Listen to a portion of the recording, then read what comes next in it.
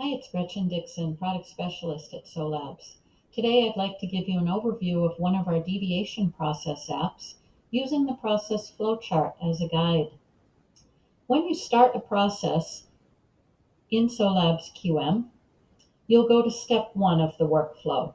The person initiating the process will fill in the information required at step 1.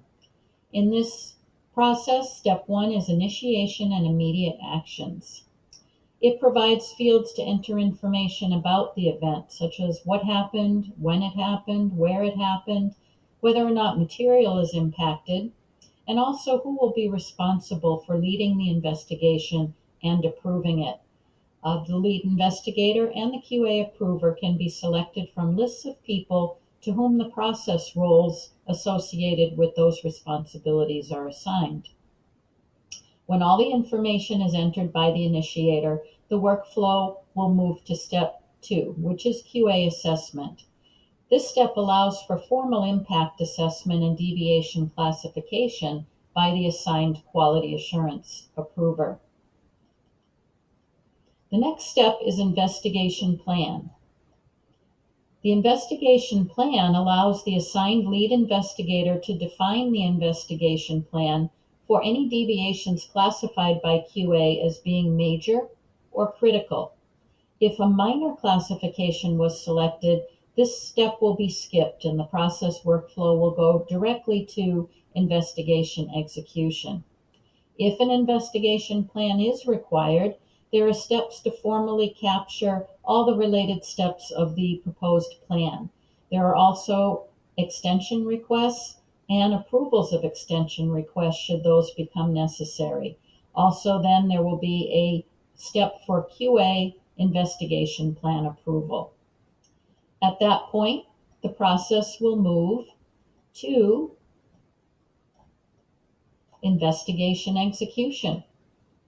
The investigation execution step allows the assigned lead investigator to enter and track information on the investigation details, the probable root cause categories, impact assessment, risk assessment, and whether or not a CAPA will be required.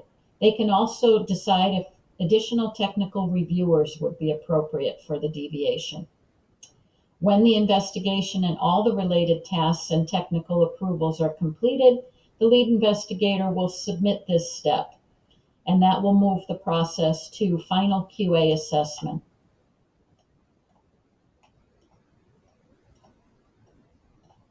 At the final QA assessment step, the assigned QA approver can review all of the information entered so far, make their final impact assessment, and they can also change the deviation classification if warranted. They then submit their final assessment decision. For deviations classified as critical, there will also be an additional step in the workflow for head of quality final approval. In addition to the information I've already mentioned, like all of our process apps, secondary tasks can be assigned to manage and track the deliverables within the deviation workflow, and related documentation and processes can be linked as related items. Again, as with all of our QM apps, reports and queries are available to easily identify the status of all in-process deviations, how many are at each step, who they are with, how long they've been in progress, etc. Audit trails and a printable summary report are also available. A more detailed user guide is also available on the knowledge base. Thanks.